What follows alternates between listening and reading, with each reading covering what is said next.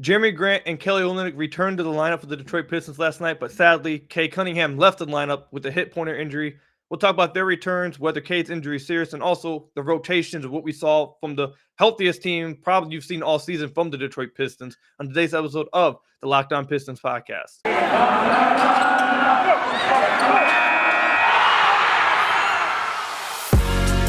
You are Locked On Pistons, your daily Detroit Pistons podcast. Part of the Locked On Podcast Network, your team every day.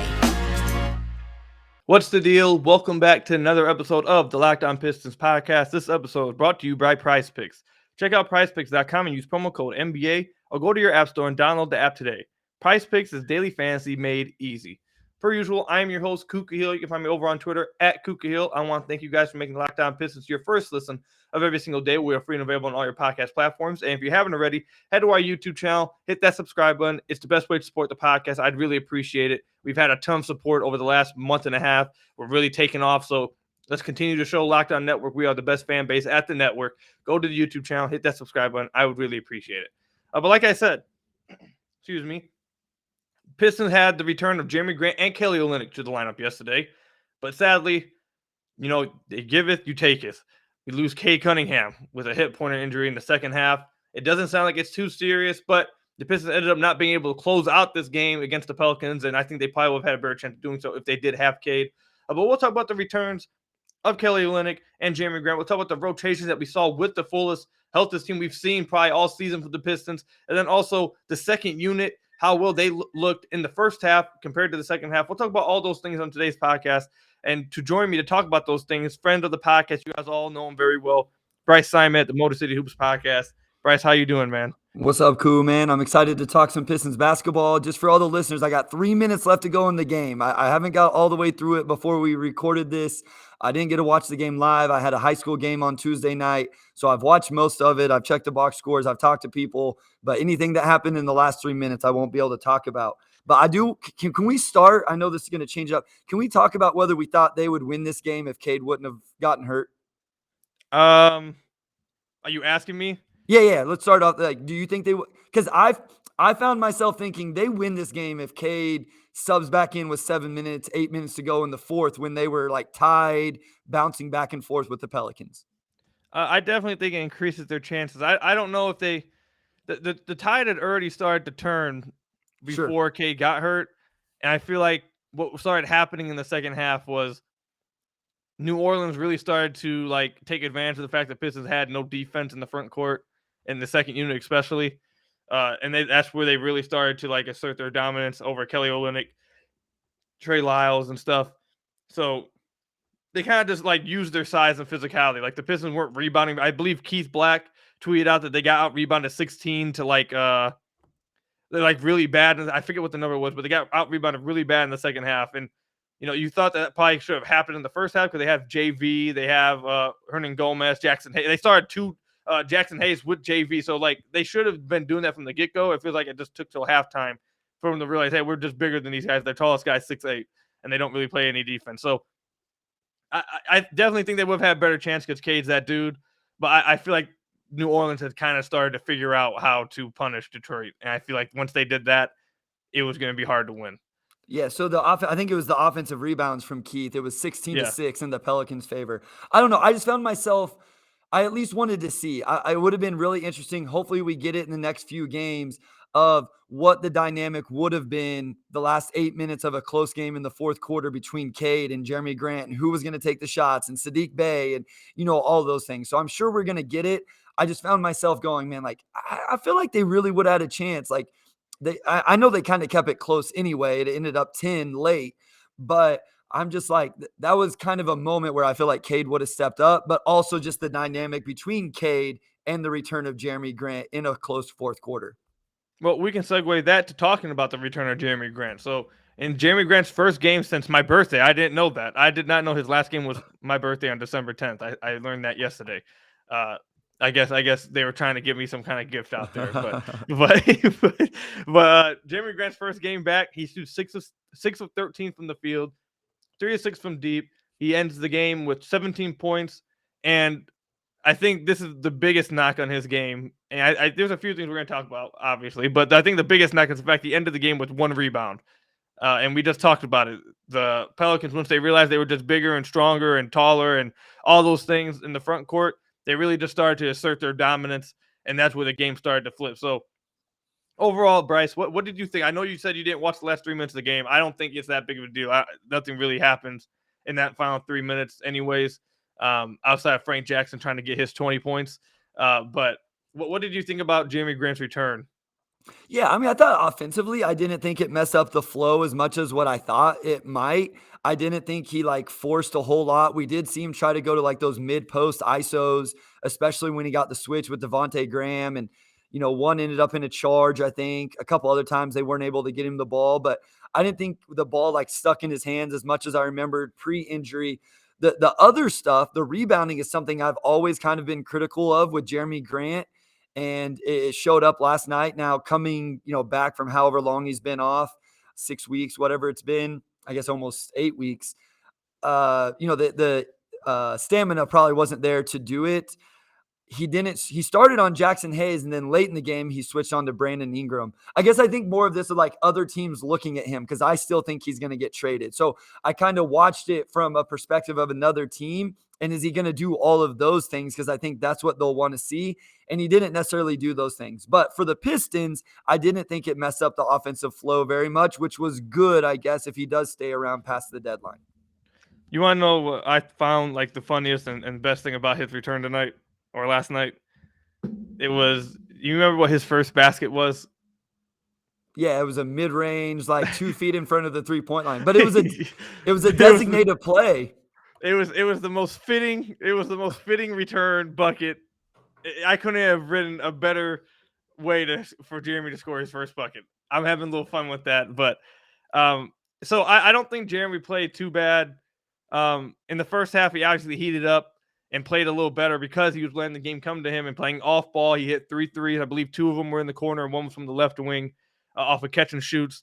He hit 3 of his threes then, and he was having a really good half. And then the second half, he kind of waned down. He missed all 3 of his 3-point attempts. I believe in the first. Actually, I'm not going to say that. I don't want to be wrong. But either way, he wore off as the game went on in the second half. I don't think, like you said, I don't think he took up too many possessions trying to ISO or take long mid-range twos or anything. Even though that did happen a few times in the first half, and I did not like it. But overall, if I'm putting my little bias aside about that, I don't think he was too bad. I think he showed that he was healthy, and that the finger or the thumb wasn't bothering him too much. He looks like he's fine. But definitely, I agree with you. I still think he's going to be traded. I'm looking at exactly like you are from the lens of another team. Is he healthy? I think you look at it and say, yes, he's healthy. He looks like he's ready to go. I think the main thing for other teams, again, is just, is he actually going to want that like primary role or whatever? Are they going to be able to get him to buy into being like the number 3 on a team, whatever? I think that's the biggest issue. But as far as his return to the floor, I thought he was fine. I don't think he was too bad. The rebounding thing is an issue that he's had since signing here, even before then. So it wouldn't make any sense for me really to bring it up now. It's not like something he just all of a sudden stopped doing in this game. It's always been an issue that something the Pistons were really down on this game and got taken advantage of. But overall, his return to the court, I thought he was fine. I don't think he was good. I don't think he was bad. I think he showed that he has a little rust to knock off, but he is overall healthy.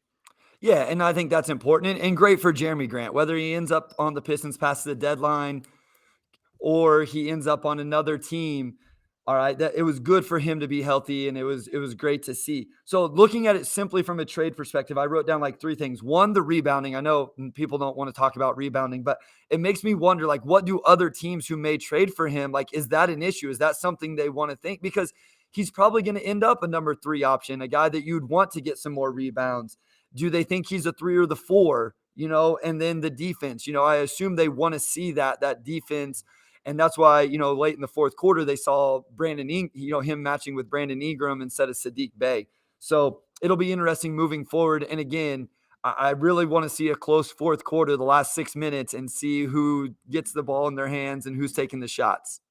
Yeah, I think that dynamic right there it would be interesting if we got to see it at all before Jerami was gone. But we'll see if it happens, if they even get to play together, if Jerami gets traded or if this injury holds Cade out for a minute. Who knows? But when we come back, we'll talk about the rotations that we saw with, I believe, Bryce, would you agree this is the healthiest we've seen the Pistons probably all season, closest? I mean, it has to be, right? Maybe there was a stretch like when Cade came back, but then Killian was out, and then like it has to be really close, Koo. Has to be really close. Yeah, so we'll talk about the rotations we saw, if we like them, if there's things to change.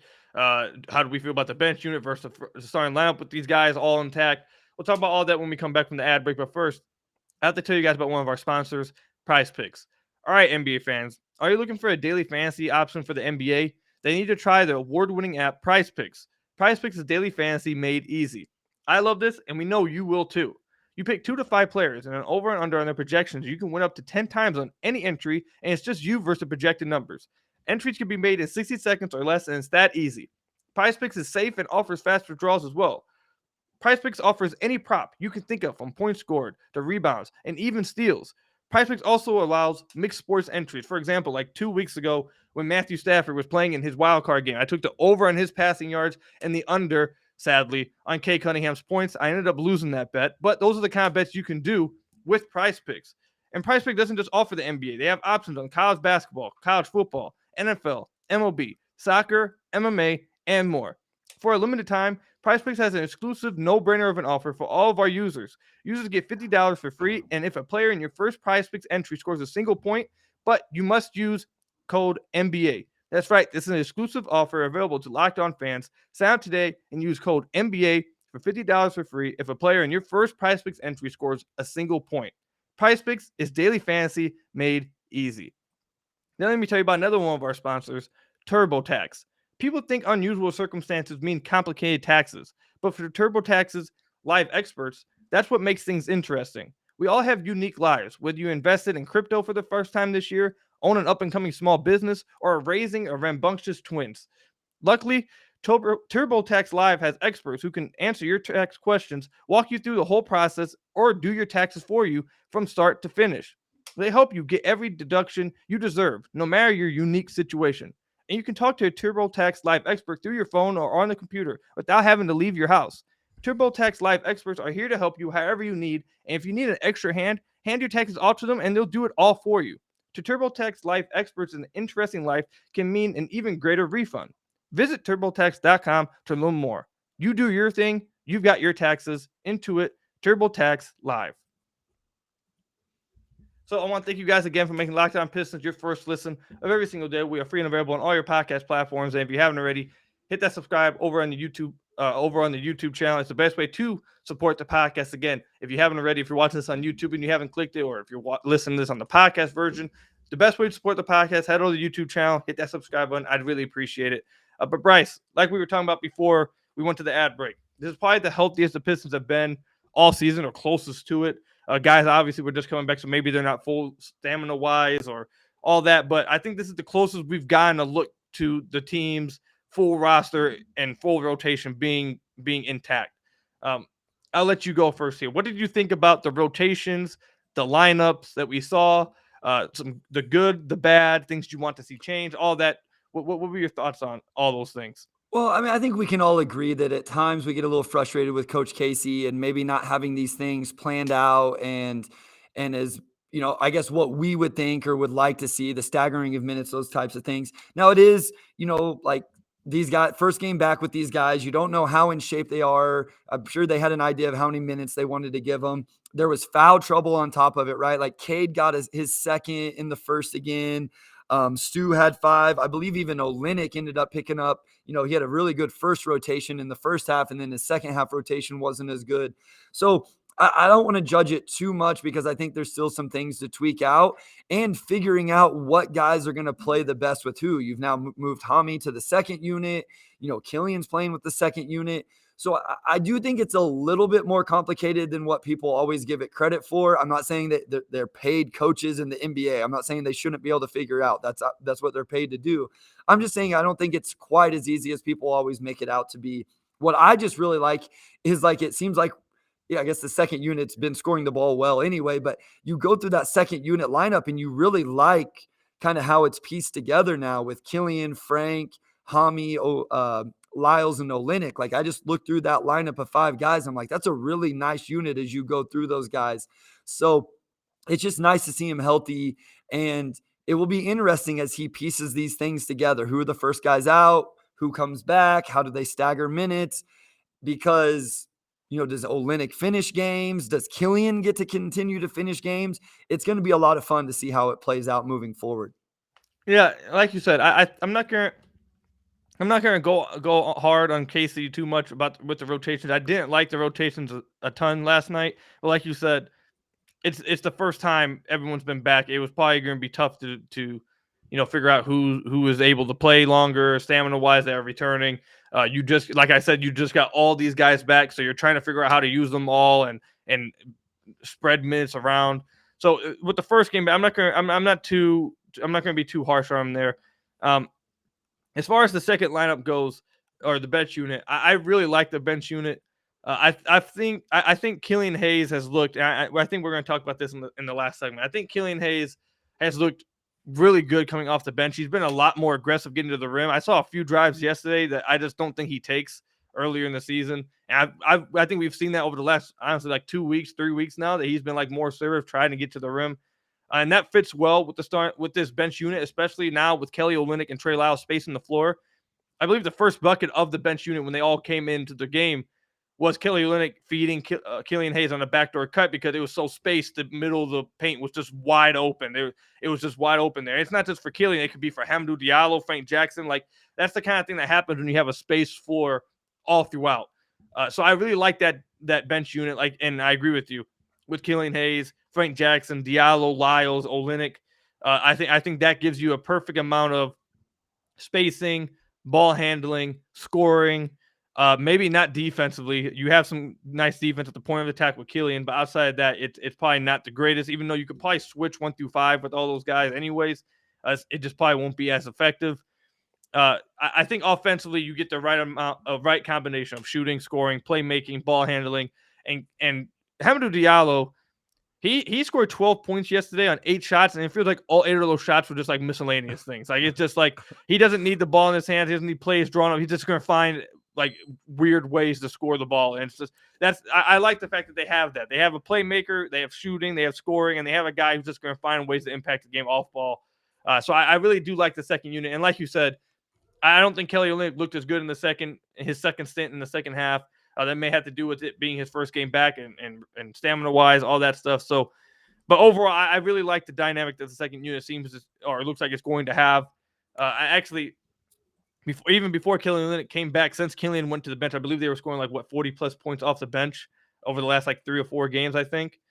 So I think the bench unit will continue to be a strong suit for them, especially with Olynyk back in the space floor. I'm really going to enjoy watching that. And I'll let you go for it because there's something else I want to talk about, but I'll let you respond to that.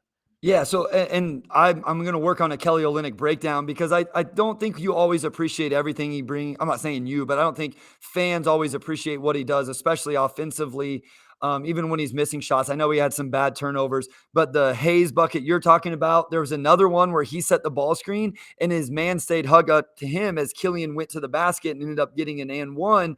And I highlight that because if that's probably Isaiah Stewart's man trails that and probably ends up blocking it from the weak side, or at least contesting it. So he does a lot of those subtle things with floor spacing. I want to ask you this, and I know you want to get something. So real quick, I like the first unit, like how the first unit is put together.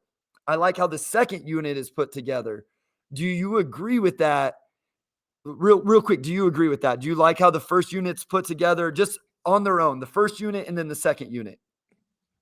I'm more of a fan of the second unit. I don't like. I talked about this in the last podcast. I'm not a fan of the role they want Corey Joseph playing right now. Okay, so my thing, I don't mind the first unit. I would agree with that a little bit. I think he takes too many shots. And I like the second unit. So what it's going to be about, to me, what I want to watch for with Coach Casey is how does he mesh those? Because you don't just sub 5 for 5. So again, who are the first 2 guys that come out? Do you get Kojo out quick so Killian can play a little bit with Cade and company? And then you get Olynyk for Stewart. So that floor spacing, how do you mesh the 2 units? Standing alone, I like them. How do you mesh them as you sub guys and weave them in and out? Who finishes halves? Those type of things. That's what I'll keep an eye on moving forward. Well, in last night's game, the last two guys that come into the game were Killian Hayes and Hamidou Diallo. The two longest starters in the first half were Corey Joseph until the 3:30 mark and Sadiq Bey until the 3:20 mark. So that's what they had going yesterday. I don't like that, but like I said, go ahead. So I think that's different, right? Hasn't Sadiq been playing the whole first quarter a lot of time? I feel like he plays. So I found that interesting last night that he subbed out as early in the first as he did, because I feel like he's like a 12-minute guy and then sit for 6 and then come back for 6. Like I could be wrong there. Somebody will correct me, but I found that weird. He subbed out with 3 minutes. No, I think it's because Olynyk came back, so now they don't need him to play long minutes at the 4 or whatever. They got Lyles and Olynyk to be able to play 5 and 4. I think that's the reasoning there. Absolutely, that makes sense. Yeah, but I we'll talk about this in the final segment, how they can switch things up with the rotations and how the lineups they put together. I think that's a good topic to talk about. So we'll talk about that when we come back. But first, I have to tell you guys about one of our sponsors, your guys' favorite sponsor, Built Bar. And I actually had one of you guys comment in a YouTube video saying this is your favorite sponsor and your guys' favorite protein bar out there. So I think I'm doing my job out here. But anyways, it's the new year. So that means New Year's resolutions. If yours is about getting fit or eating healthier, make sure you include a Built Bar in your plan. Built Bar is a protein bar that makes or tastes like a candy bar, maybe even better than a candy bar. Built Bar makes it easier to stick to your resolution because it tastes so good you'll actually want to eat it. Unlike other protein bars that can be chalky or waxy or taste like a chemical spill. You want to eat healthy, but it just gets so boring. But like week 3, you might be thinking, this is just not worth it. Where's all the chocolate at? Well, Built Bars are covered in 100% real chocolate. Most Built Bars contain 130 calories, 4 grams of sugar, 4 net carbs, and 17 grams of protein.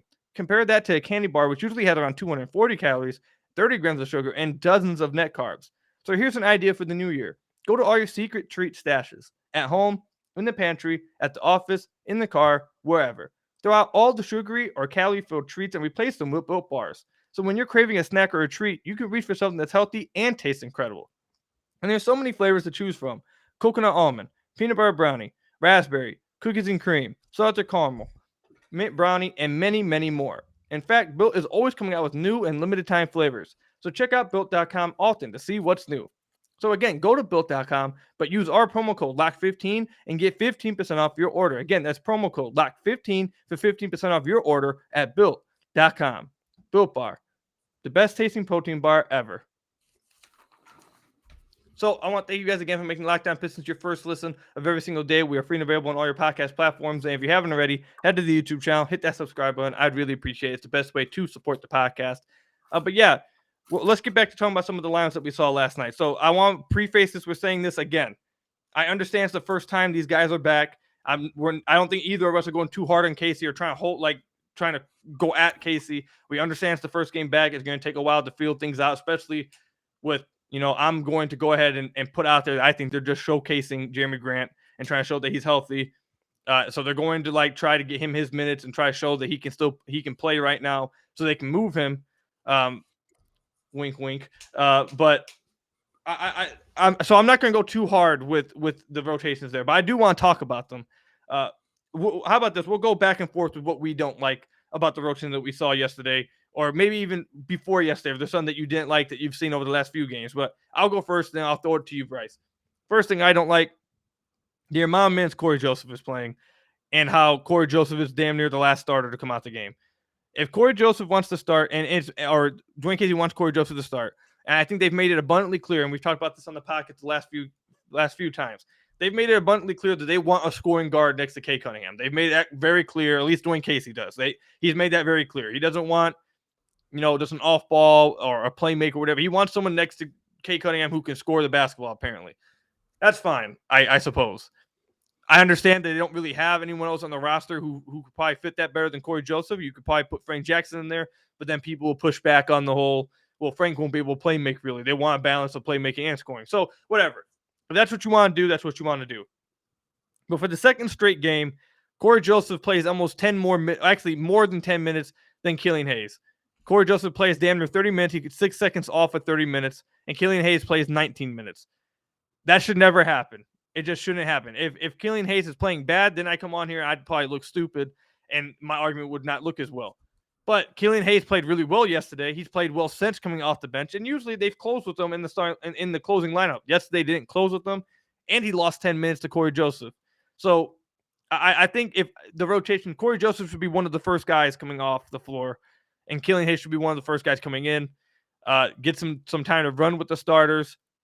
And then when the stars go out, then he fills into the playmaking role. I feel like that's what I would do with it.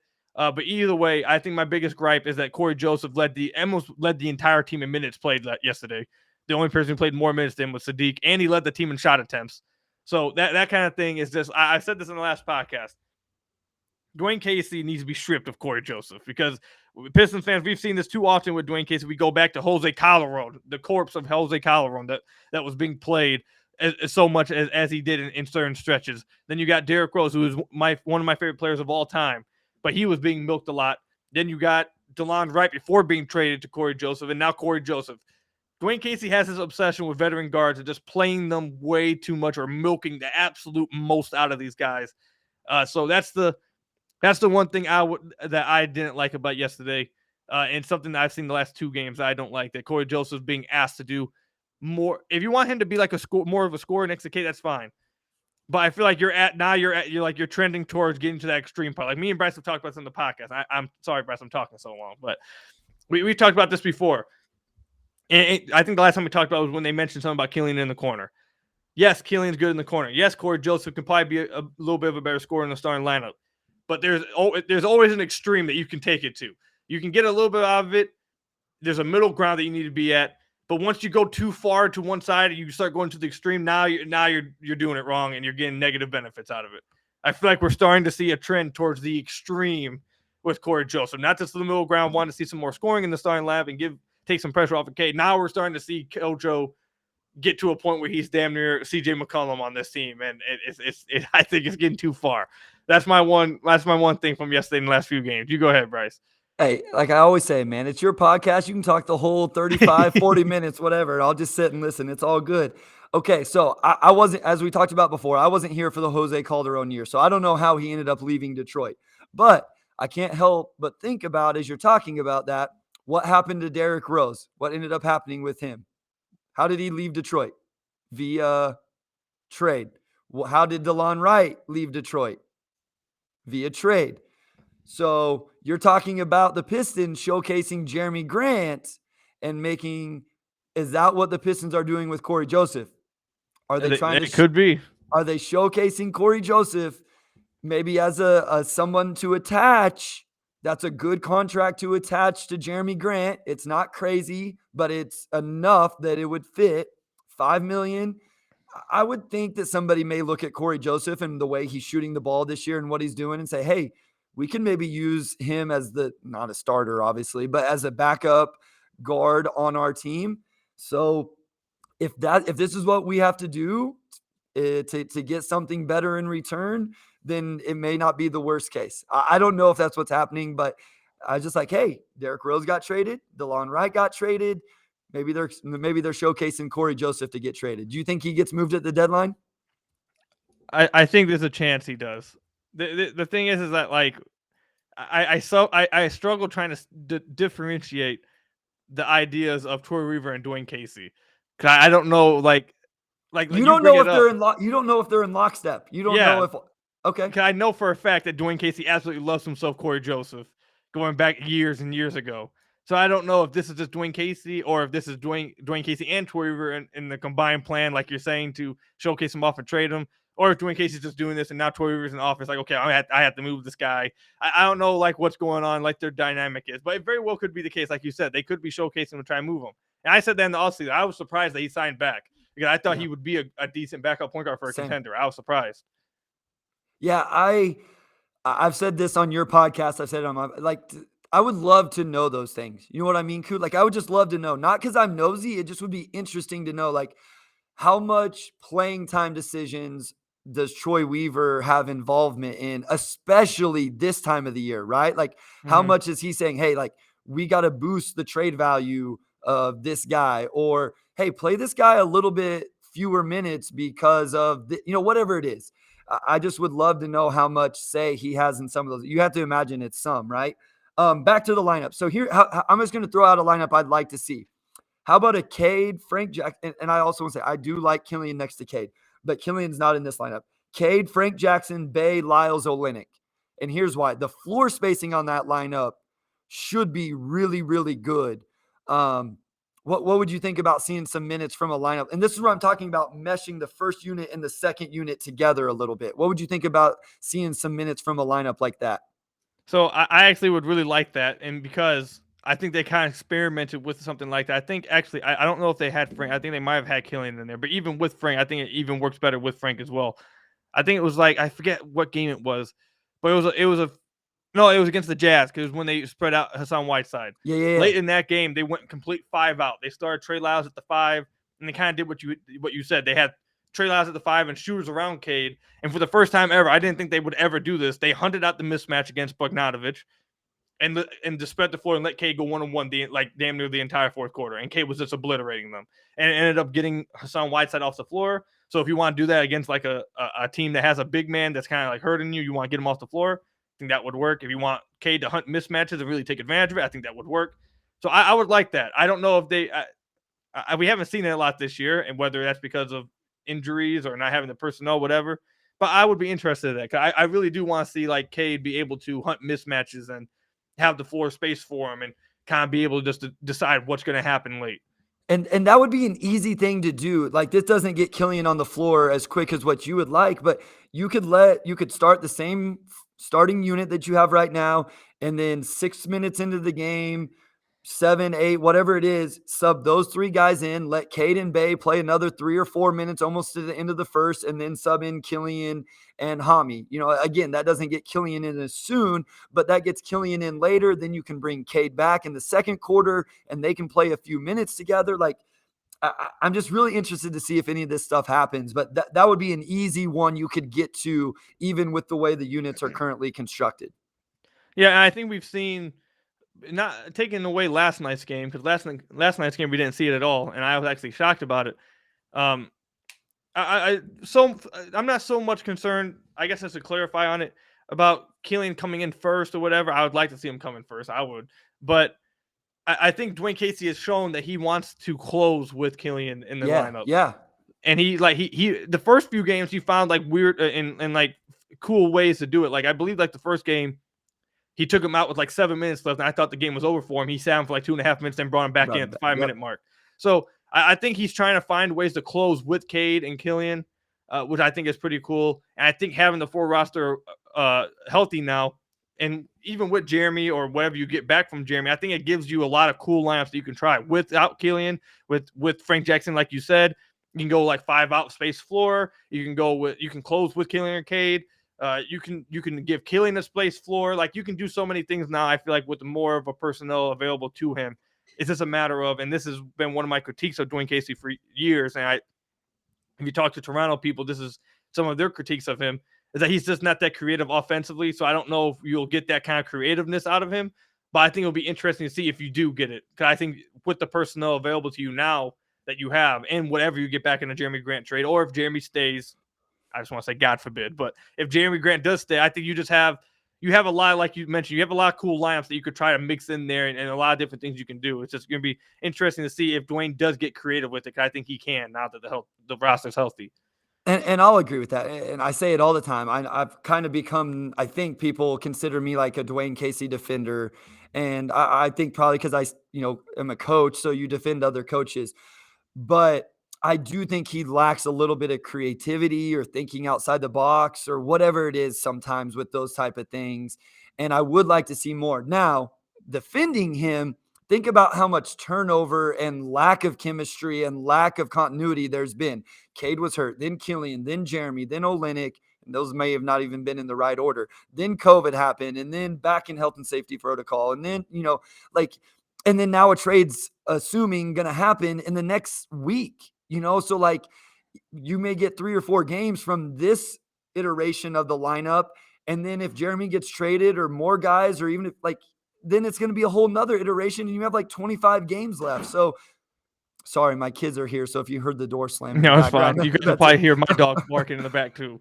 So, but it's just it does make it hard to come up with those creative things when you never know who is going to be in the lineup and it's always changing. Yeah, and that's why I said at the beginning of the podcast, I'm not trying to go too hard on Casey. 'Cause I get that as well. It's not so much of me going at Casey; it's just me giving like my evaluation. I'm just saying what I've seen. I'm not trying to attack him we mentioned, because again, this is the first time he's had everyone really healthy, and then like you said, in like a week from now, we could have a completely different team again because of the trade deadline. So it has been a struggle. I'll give Dwayne Casey this. I've been very critical of Dwayne Casey, but I will give him that part right there, that he hasn't had his roster to him. He hasn't had all his guys. So it's been kind of hard to figure out what you want to do here, what you want to do there, rotation this, rotation that. Oh, now this guy's back. Oh, now this guy's in COVID. Now this guy's like, it has been hard for him in all those things. So I will give him that break. And hopefully we see like a more, at some point this season, hopefully, maybe after the trade deadline, you finally get it, a more consistent, structured idea of what this team's trying to do and what the rotation's trying to do and what the idea is, everything. Hopefully we get that at some point after the trade deadline. I mean, I hope at some point this season you have some kind of structure with the rotation and the team and players, whatever. Because like you mentioned, the first half of the season, injuries, COVID, all that. Now it looks like people are going to be traded. I just hope at one point we get that. So that would be my one ask. Is there anything else you want to point out? I have one question, and it's completely like it's going to be a little bit randomish. But as we're talking about these guys and people who have been in the lineup, is there a guy of these four that you would like to see get some minutes or part of the rotation the last 25, 30 games between Luka Garza, Saban Lee, Isaiah Livers, and Chris Smith? Are there any of those guys? We haven't seen Smith, obviously, with the Pistons, but we've seen some G League highlights. Are there any of those four that you're like really kind of itching to see get, a 20-game stretch with the big team? Or are you kind of like cool with them finishing out this season with the cruise? Yeah, I'm sorry, Pistons fans. I don't really care to see them. I'm not gonna lie. I think I think we already got. We know what Luka is. I feel like we already know basically what he is right now. Chris Smith, I don't think is like. I don't think any of these guys really have like a future with the Pistons, to be honest. Okay. Maybe Saban, but I think Saban has showed, and I said this earlier in the year when he was dominating the G League. I think Saban has found himself in that little purgatory that people talk about in the middle there. Like, he's too good for the G League. He dominates down there because of how much of a freak athlete he is. But then at the NBA level, you're not considered. I mean, he still is a freak athlete, but he's not so much more of a freak athlete to where he can just use that to get him by.